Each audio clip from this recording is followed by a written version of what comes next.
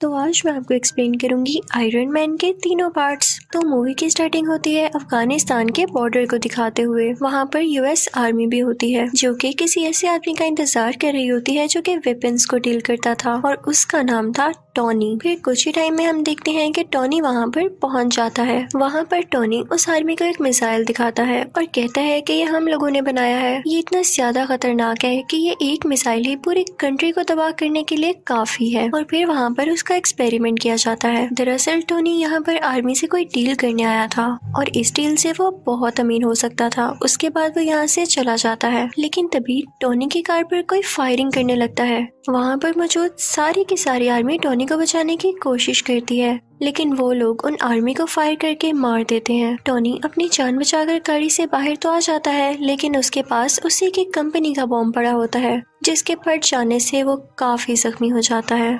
अब हमें एक दिन पहले का टाइम दिखाया जाता है जब टोनी को बेस्ट वेपन मेकर का अवार्ड मिला था। दरअसल जो कंपनी ये चला रहा था ये इसके फादर ने अपने दोस्त के साथ मिलकर बनाई थी, लेकिन जिस जगह अवार्ड दिया जा रहा था टोनी वहाँ पर मौजूद नहीं था, तो उसका अवार्ड कोई और रिसीव कर लेता है। अब अगर टोनी वहाँ पर नहीं था तो वो कहाँ पर था?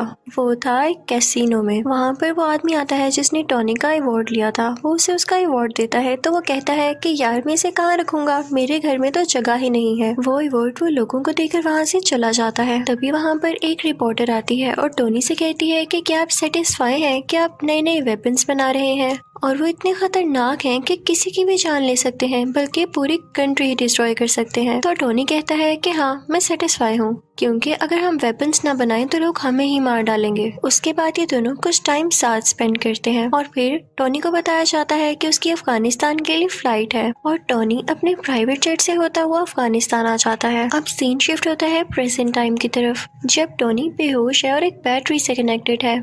जब उसे होश आता है तो वह देख के काफी हैरान होता है कि मेरे साथ बैटरीज क्यों लगी हुई हैं।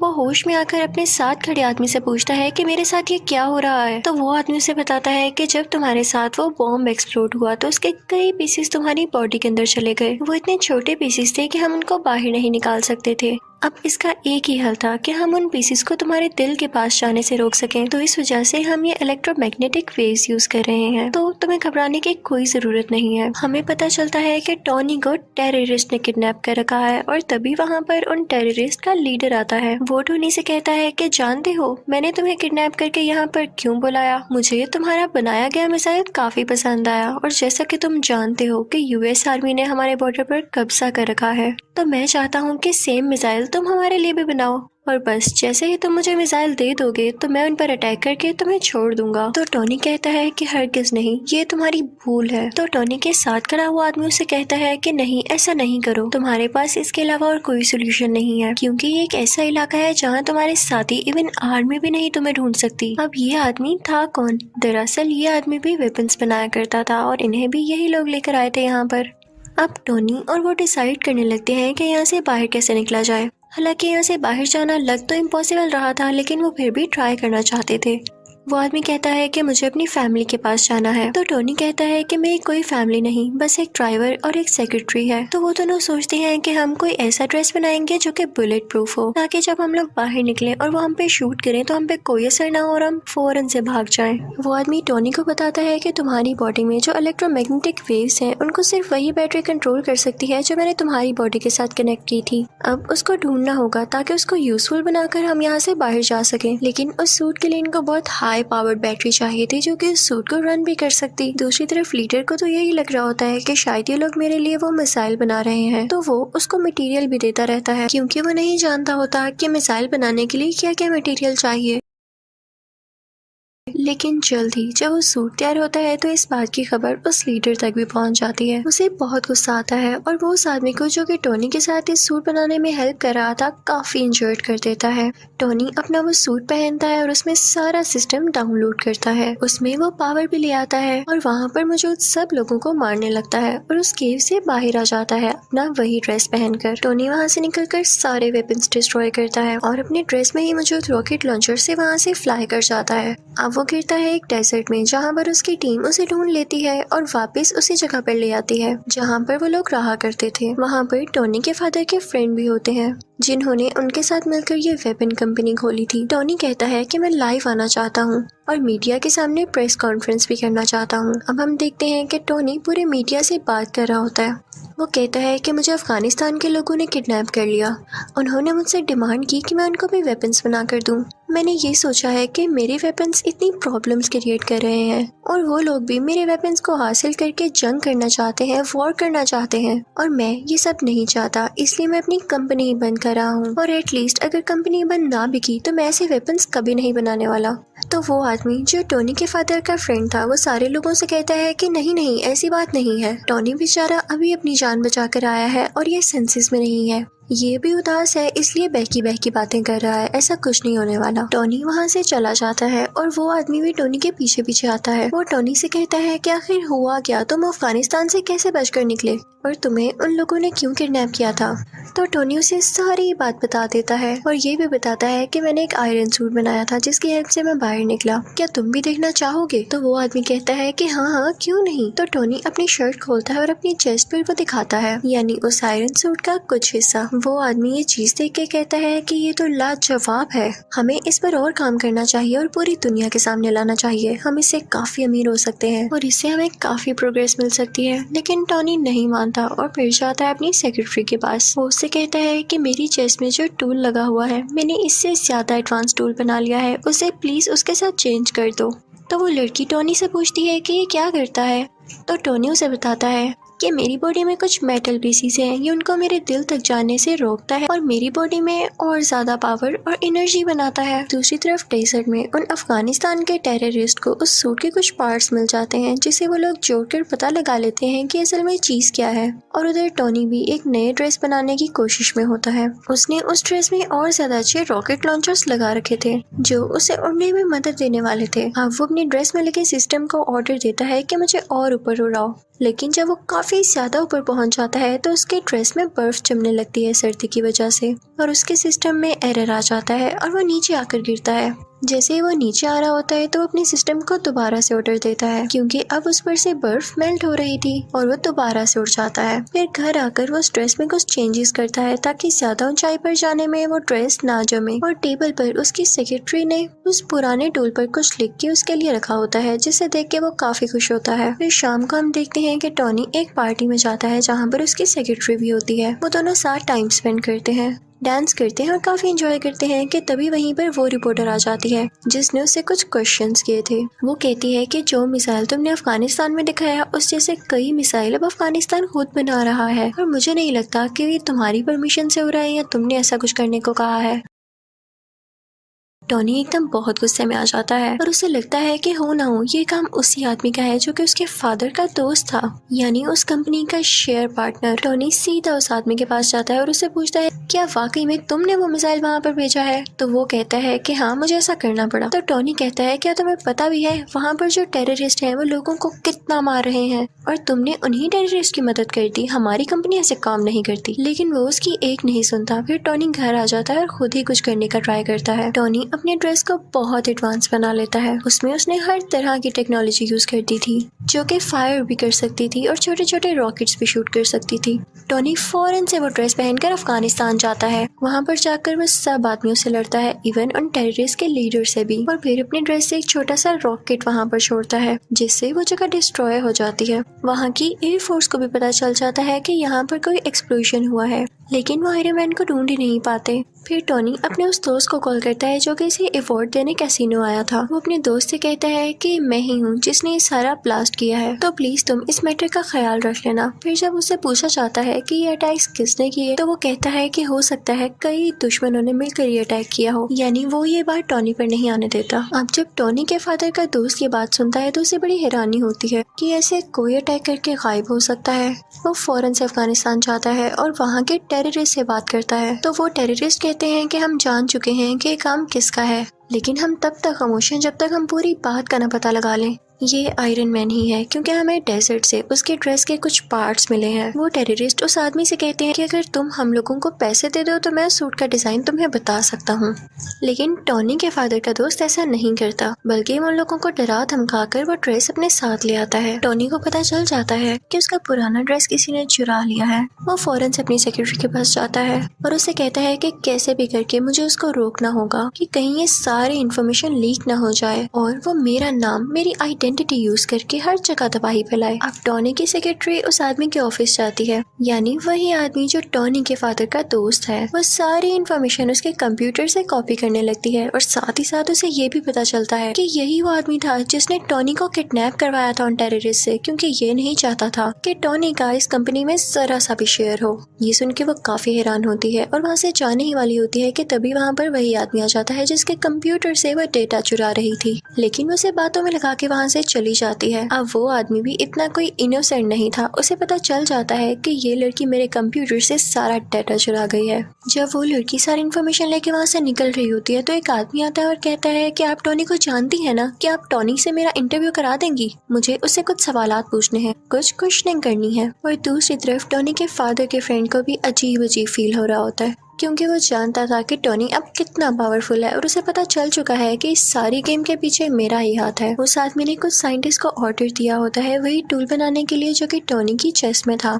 लेकिन हैरानी वाली बात यह है कि जो टूल ये बनवा रहा था उसका साइज काफी बड़ा था, लेकिन उसको कंप्लीट होने में भी टाइम था। तो ये जाता है टॉनी के घर काफी गुस्से में।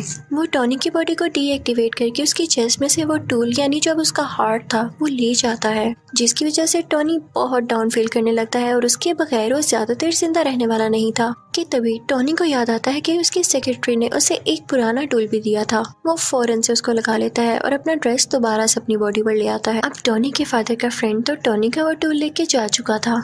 उसने अपने पास काफी बड़ा आयरन जायंट बना रखा था जिसका वो नाम रखता है आयरन मॉन्गर। वो आदमी वो टूल जो टॉनी की चेस्ट से निकाला गया था उसके अंदर डाल देता है, जिससे वो एक्टिवेट होने लगता है। उसमें कई पावर्स आ जाती हैं। लेकिन इतनी ही देर में असली आयरन मैन भी वहाँ पर पहुंच चुका था और अब इन दोनों में काफी ज्यादा फाइट होती है। अब वो दोनों लड़ते लड़ते रोड पर आ जाते हैं। तभी आयरन मैन को याद आता है कि अभी तक ये सूट पूरी तरह ठीक नहीं हुआ, यानी अभी भी कई ज्यादा हाइट पर जाकर फ्रीज हो जाएगा। वो फौरन से ऊपर उड़ने लगता है ताकि आयरन मॉन्गर भी उसका पीछा करे। और जब वो लोग बहुत ऊपर पहुंच जाते हैं तो आयरन मॉन्गर का ड्रेस जमने लग जाता है, फ्रीज होने लग जाता है और वो अजीब सा हो थोड़ा डल होके नीचे गिरने लगता है। लेकिन तभी नीचे आते ही वो दोबारा से एक्टिवेट हो जाता है और वो आयरन मैन पर अटैक करने लगता है। अब ये दोनों पता है कहाँ आकर गिरते हैं? उसी लैब पर जहाँ पर ये बहुत बड़ा टूल बनाया जा रहा था। इस टूल को उसी आदमी के साइंटिस्ट बना रहे थे जो टॉनी के फादर का फ्रेंड था।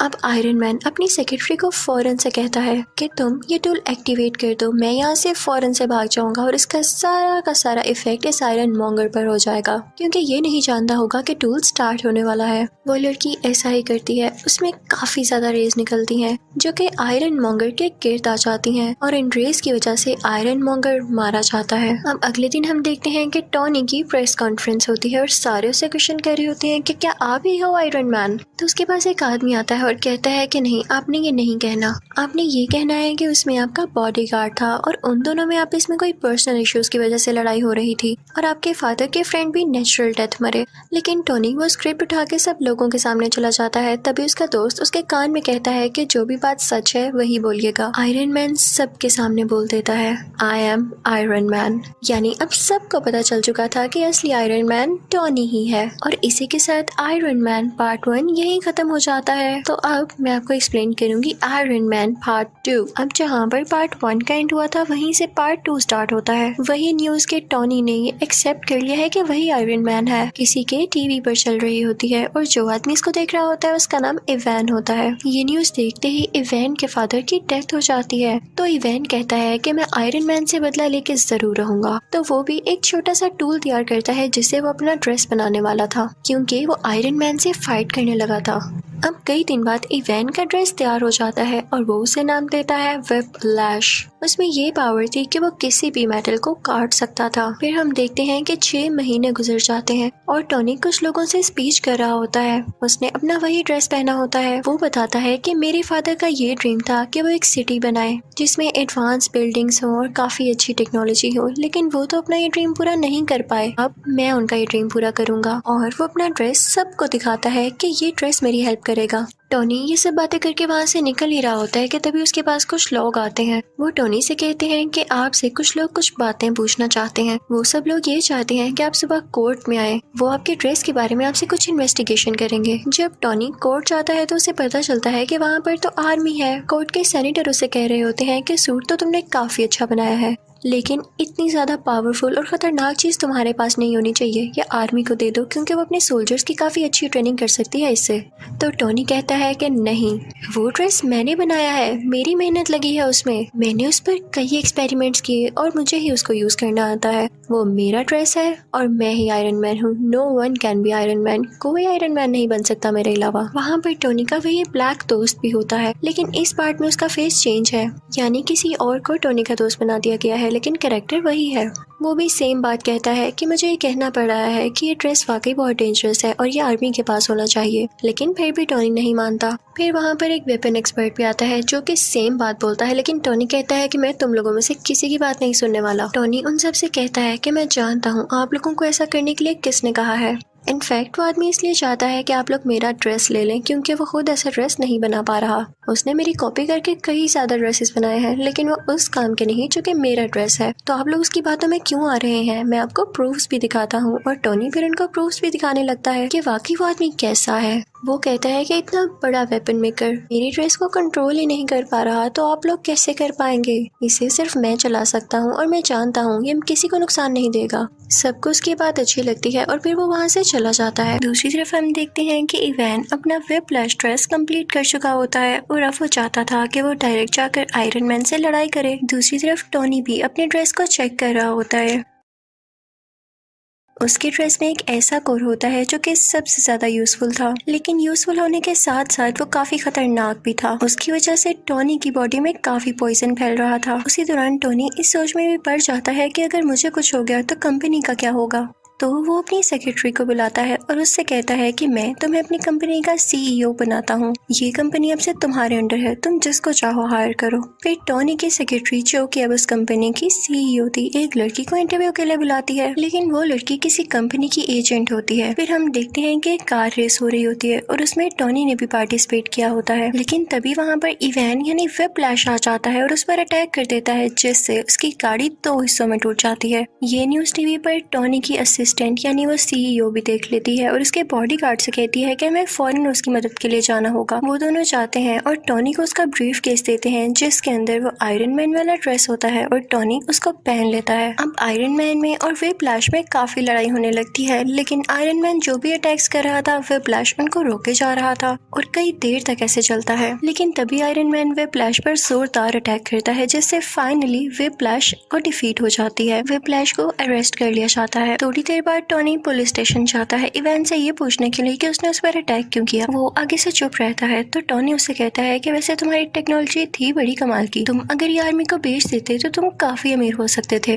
और ये कह के वो वहाँ से चला जाता है। फिर हम देखते हैं कि एक और आदमी आता है जो कि सेम टू सेम इवान के जैसा था, इवन उसका यूनिफॉर्म भी। वो दरअसल जेल में इसलिए भेजा गया था ताकि उसको मरवाकर लोगों को ये शो किया जा सके कि इवान मर चुका है। और एक आदमी जो कि बहुत बड़ा गैंगस्टर था, असली इवान को रेस्क्यू कर लेता है, वहाँ से निकलवा लेता है। सबको यही लग रहा था कि इवान मारा जा चुका है, क्योंकि उन्होंने वहाँ पर ब्लास्ट करवा के नकली इवान को मरवा दिया था।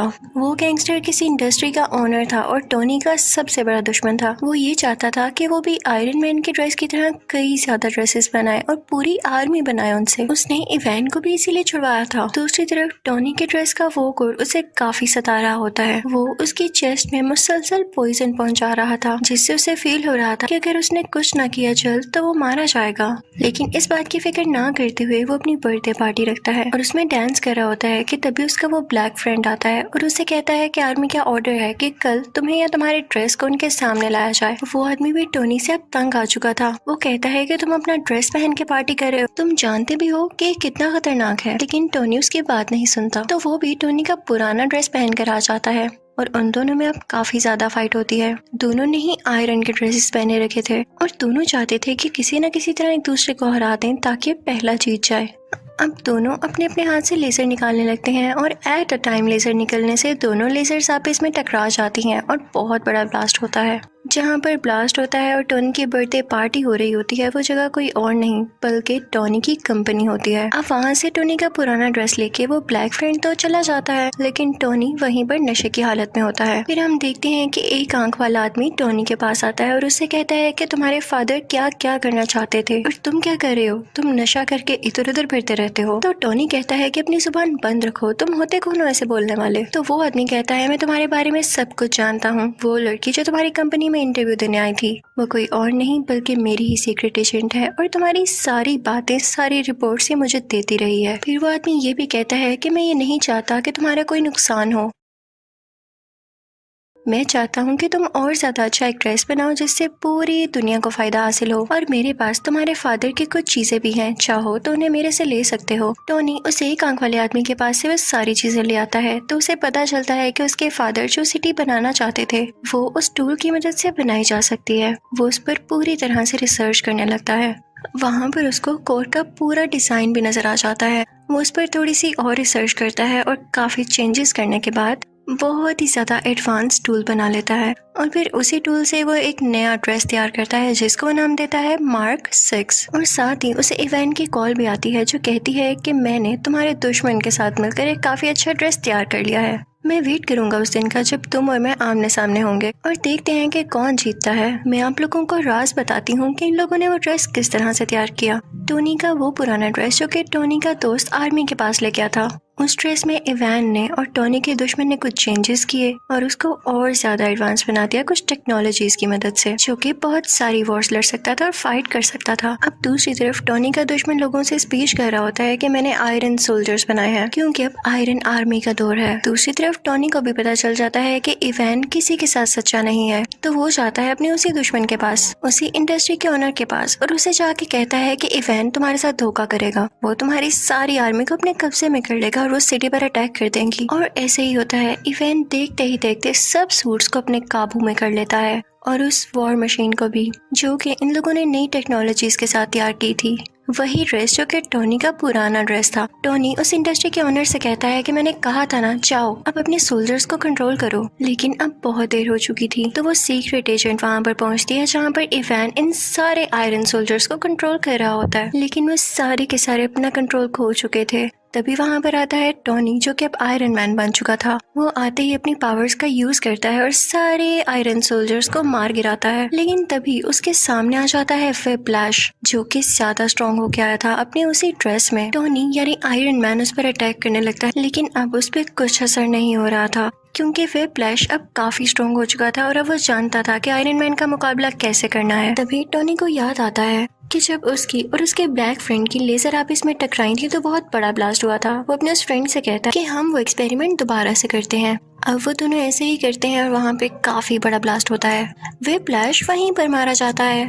अब अगले सीन में हम देखते हैं कि टोनी के पास वही एक आंख वाला आदमी आता है और उससे कहता है कि मैं तुम्हें गुड न्यूज दूं, तुम्हारा जो आयरन मैन वाला ड्रेस है उसको एवेंजर्स ने अप्रूव कर लिया है, यानी अब वो एवेंजर्स टीम में यूज होगा। लेकिन आई एम सॉरी, तुम उसके लिए सिलेक्ट नहीं हुए, तुम्हें सिर्फ पीछे से काम करना होगा। तो टोनी कहता है कोई मसला नहीं, आई एम एक्सेप्टिंग, लेकिन मुझे इस बात का क्रेडिट चाहिए। फिर अगले सीन में हम देखते हैं कि कोर्ट के सेनेटर टोनी यानी आयरन मैन को और उसके ब्लैक फ्रेंड को मेडल देते हैं और उनसे कहते हैं कि थैंक यू, आपने पूरी दुनिया को बचा लिया। और इसी के साथ आयरन मैन पार्ट 2 यहीं खत्म हो जाता है। तो अब बारी है पार्ट 3 की एक्सप्लेनेशन की। तो मूवी का स्टार्ट होता है एक फ्लैशबैक को दिखाते हुए, जहाँ पर एक लेडी उसे बता रही होती है कि मैंने एक ऐसा वायरस बनाया है जिसमें बहुत सारी पावर्स हैं। इवन वो लोग जो डिसेबल हैं, माजूर हैं, वो भी अपनी पावर्स वापस ला सकते हैं, यानी वो बिल्कुल ठीक हो सकते हैं। तभी वहाँ पर एक ग्लासेस वाला साइंटिस्ट आता है जो कि टोनी से कहता है कि हमारी कंपनी एक बहुत बड़ा एक्सपेरिमेंट करने वाली है, उसमें बहुत ज्यादा एडवांस टूल यूज होने वाले हैं, तो मैं तुम्हें ऑफर कर रहा हूँ कि मेरी कंपनी को ज्वाइन कर लो। दरअसल वो टोनी से काफी इम्प्रेस होता है, लेकिन टोनी उसकी ऑफर को रिजेक्ट कर देता है और वहाँ से चला जाता है।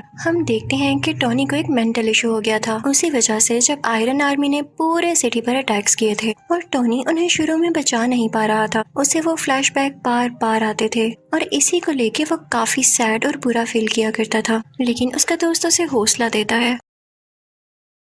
आयरन मैन सोचता है कि अगर उन लोगों ने दोबारा से अटैक कर दिया तो मैं क्या करूंगा। इसके लिए वो आयरन मैन की पूरी टीम बना देता है और वो उस टीम का नाम रखता है आयरन लीजन। अब हमें पता चलता है कि पूरी कंट्री में दोबारा से अटैक्स हो रहे हैं और वो कोई और नहीं बल्कि मैंडरिन नाम का एक आदमी करवा रहा है।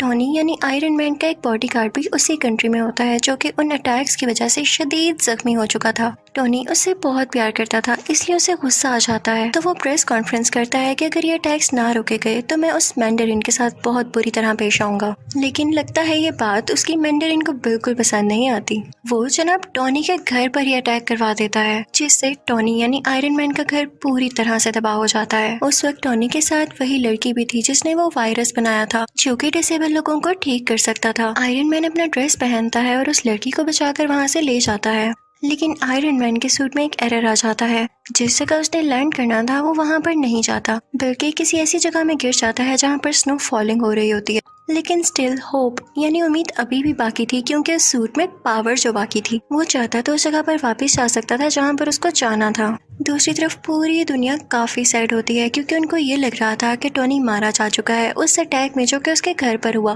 क्योंकि उसके बाद टोनी किसी को दिखाई जो नहीं दिया। आयरन मैन जिस विलेज में गिरा था वहाँ पर उसे एक बच्चा दिखाई देता है। वो उससे कई बातें करने लगता है क्योंकि वो बच्चा उसको काफी इनोसेंट लगता है। टोनी देखता है कि वो विलेज भी तबाह हो चुका है और सेम उसी तरीके से ये तबाह हुआ है जिस तरीके से टोनी के घर पर अटैक किया गया।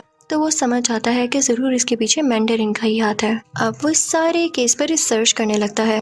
उसे पता चलता है कि ये एक्सप्लोजन्स किसी वेपन के जरिए नहीं हुए बल्कि ये उन सोल्जर्स ने किए हैं जो कि सुपर पावर्स रखते हैं। टोनी सबसे मैंडरिन की लोकेशन के बारे में पूछता है लेकिन उसे कुछ पता नहीं चलता। सरप्राइजिंगली वो बच्चा उसे मैंडरिन की लोकेशन तक पहुंचा देता है। विलेज में टोनी ने कुछ वेपन्स भी तैयार कर रखे थे जो वो अपने साथ लेकर यहाँ आया था। वहाँ पर उसे पता चलता है कि मैंडरिन तो था ही नहीं, वो ड्रामा कर रहा था कि जैसे वो वहाँ पर हो। वहाँ पर सिर्फ एक आदमी था कि जो उस जगह की वीडियोस बनाकर पब्लिश किया करता था। फिर यहाँ हम देखते हैं कि वही ऐनक वाला साइंटिस्ट टोनी से मिलता है और दरअसल ना तो उसको ऐनक लगी थी और ना ही वो उसका गेटअप था, वो भी उसका फेक गेटअप था। वो टोनी को बताता है कि मैंने वही वायरस यूज करके खुद की डिसेबिलिटी को खत्म कर दिया है और अब मैं काफी स्ट्रॉन्ग हो चुका हूँ। वो साइंटिस्ट टोनी को बताता है कि मैंने तुम्हारी दोस्त यानी तुम्हारी सेक्रेटरी को भी किडनैप कर रखा है। वो उसे उसका विजन दिखाता है कि ये देखो ये अब मेरे कब्जे में है। वो दरअसल कहीं और पर किडनैप हुई भी होती है और ये सिर्फ उसकी इमेज होती है, एक होलोग्राम। अब वो लड़की जिसने वायरस तैयार किया था वो कई सालों से साइंटिस्ट के लिए काम कर रही थी, लेकिन जब उस साइंटिस्ट को पता चलता है कि ये टोनी से भी मिलने गई थी तो वो उस लड़की को वहीं पर शूट कर देता है।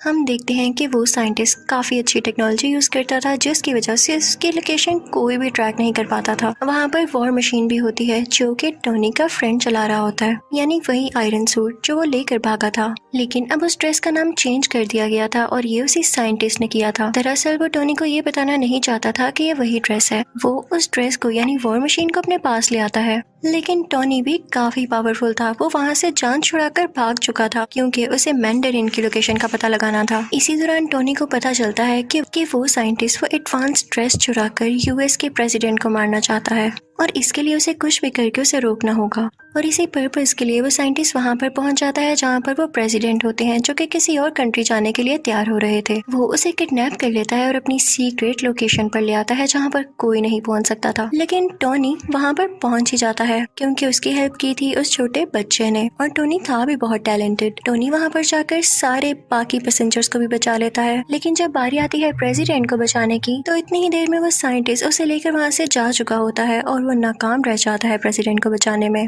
लेकिन हमें ये जरूर पता चल जाता है कि साइंटिस्ट की सीक्रेट लोकेशन क्या थी। ये समंदर के पास एक खुफिया जगह थी और ये प्रेसिडेंट को यहाँ पर पता है क्यों लाया था, क्योंकि ये उनकी डेथ पूरे सोशल मीडिया के सामने लाइव दिखाना चाहता था जिससे इसको पॉपुलैरिटी मिलती यानी ये मशहूर हो जाता और लोग इससे डरने लगते। और प्रेसिडेंट को पकड़ना इतना आसान नहीं हुआ था, बल्कि प्रेसिडेंट के नीचे जो बंदा होता है यानी वाइस प्रेसिडेंट, उसने जेलसी में आकर प्रेसिडेंट की किडनैपिंग में उस साइंटिस्ट की हेल्प की थी। उसने ये लालच में भी किया था क्योंकि उसकी एक डिसेबल बेटी थी जिसको साइंटिस्ट ने वही वायरस देकर ठीक कर दिया था। अब हम देखते हैं कि टोनी और उसका ब्लैक फ्रेंड उसी जगह पर होते हैं जहाँ पर वो साइंटिस्ट होता है, यानी समंदर के पास वाली खुफिया जगह में। टोनी अपने दोस्त को कहता है कि मैं अपनी असिस्टेंट यानी सीईओ को बचाऊंगा और तुम जाकर प्रेसिडेंट को बचाना। फिर हम देखते हैं कि आयरन मैन उस आदमी के सामने पहुंच चुका है यानी उस साइंटिस्ट के सामने। उन दोनों में काफी फाइट होती है, दोनों ने ड्रेसेस पहन रखे थे। और दूसरी तरफ वो ब्लैक फ्रेंड भी प्रेसिडेंट को बचा देता है और उन्हें भी आयरन ड्रेस पहनाकर सेव कर लेता है और कहता है आप यहाँ से चले जाएं अभी के लिए। आयरन मैन भी उस सीईओ को यानी अपनी दोस्त को बचा लेता है,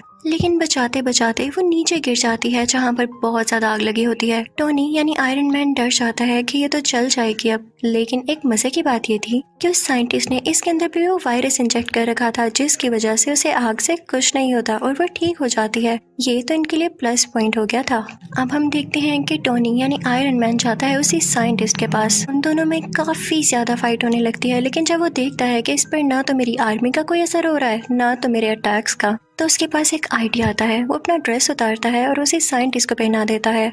और उस ड्रेस में एक खास बात ये थी कि वो अपने आप को ही ब्लास्ट कर लेता था और टोनी भी ऐसा ही करता है, वो ड्रेस ब्लास्ट हो जाता है। लेकिन वो साइंटिस्ट बहुत चालाक था, उसने भी वो वायरस अपने अंदर इंजेक्ट कर रखा था जिसकी वजह से वो सरवाइव कर जाता है और उसे कुछ भी नहीं होता। बस इतना है कि वो जल चुका था, लेकिन स्टिल उसमें अभी भी पावर थी काफी ज्यादा। और तभी वहाँ पर वो सीईओ भी आती है और वो साइंटिस्ट को पूरी तरह से मार देती है, जिससे फाइनली वो मर जाता है। फिर वो सीईओ आती है टोनी के पास, वो दोनों गले लगते हैं और कन्फेस करते हैं कि वो एक दूसरे को पसंद करते हैं। उधर टोनी अपनी बाकी आयरन आर्मी को भी ऑर्डर देता है कि खुद को ब्लास्ट कर लो और ऐसा ही होता है। आसमान में लग रहा होता है जैसे फायरवर्क्स चल रहे हों। फिर नेक्स्ट सीन में हम ये भी देखते हैं कि पुलिस ने नकली मैंडरिन और उस वाइस प्रेसिडेंट को भी अरेस्ट कर लिया है। फिर हम देखते हैं क्योंकि टोनी यानी आयरन मैन काफी मशहूर हो चुका था, तो दुनिया के बड़े बड़े सर्जन्स उसका ऑपरेशन करते हैं। उसमें जो मेटल के पीसीस होते हैं वो उसको निकाल देते हैं। ये बहुत ही बड़ी गुड न्यूज थी, यानी ना उसे किसी टूल की जरूरत थी, ना उसे किसी कोर की, ना ही ड्रेस की जरूरत थी उसे जिंदा रखने के लिए। वो उस टूल को पानी में फेंक देता है और उसकी दोस्त यानी सीईओ को भी ठीक कर दिया जाता है। यहाँ पर इस मूवी की हैप्पी एंडिंग हो जाती है। आई होप आपको ये तीनों पार्ट्स अच्छे लगे होंगे। Thank you for watching.